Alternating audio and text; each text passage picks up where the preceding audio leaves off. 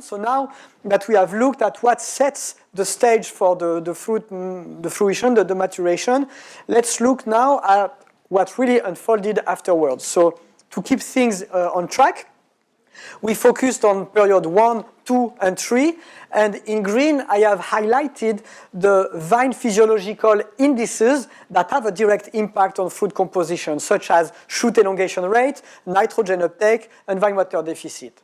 But it will be too simple if we overlook the contribution of light.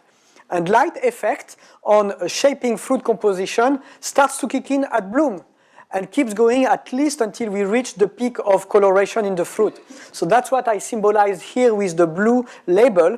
At the same time we are looking at the medical aspect of the plant, we need also to look at the interaction that the plant is going to have with environmental parameters. And that's still looking at the pre-veraison period. If we look at the post-veraison period, we can slice this period into two subparts. The first part looks at everything involving primary metabolites, such as sugar, acid degradation, and that slows down around 1250, 1300 growing degree days. Typically, if you track sugar per berry, not bricks, but sugar per berry, you see that there is a very rapid uploading of sugar into the berries that slows down markedly around 1300 growing degree days, and that's set up the start of the polishing of the secondary metabolites. The end of color accumulation is either happening at the same time sugar loading stops or right after. So this is why I have put those two arrows.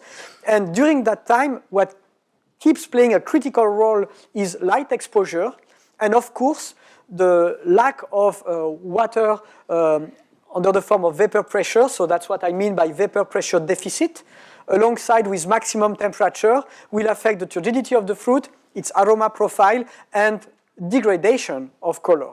So let's keep all of that in mind, and what picture can we draw of the 2016 vintage?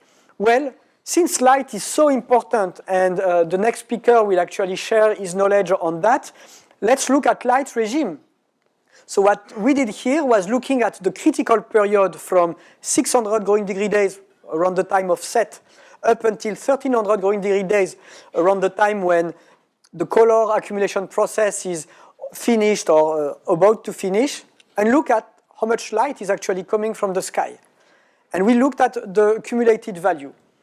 What you can see is that even if it has been slightly ignored, there is a variability vintages to vintage. You see 2012 with a lot of cloudless days being very high. You see 2015 being very low. Remember the wildfires.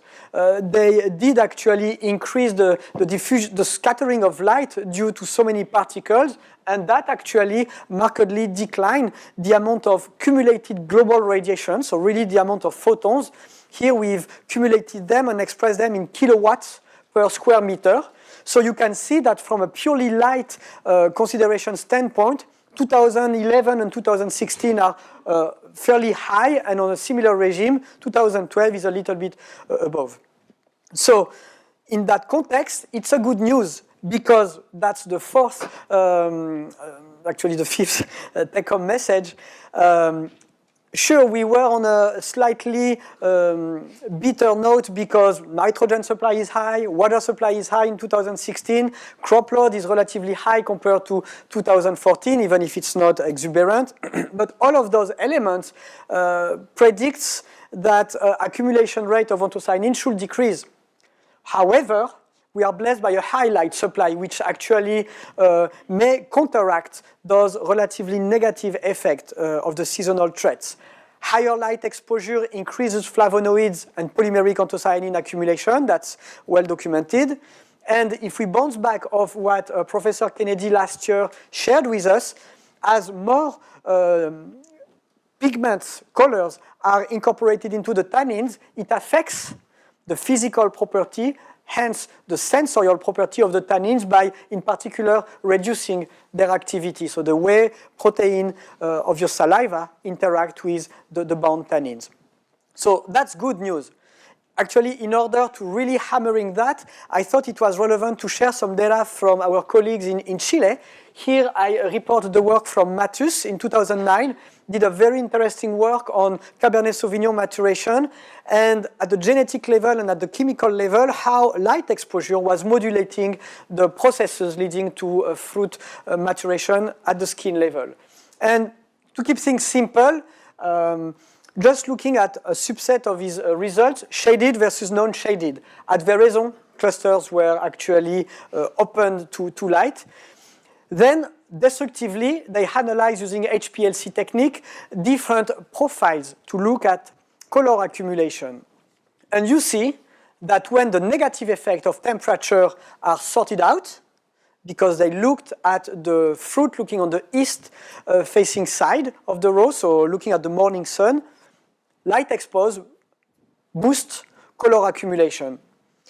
And significantly, it's a difference of 1,000 milligrams per kilograms of berry skin.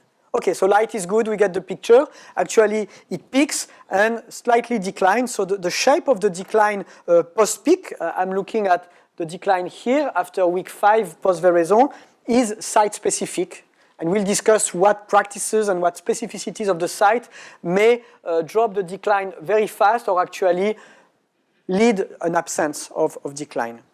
So the conclusion before I introduce our next speaker is really enhancing and highlighting the role played by light in the time profile of total anthocyanin accumulation.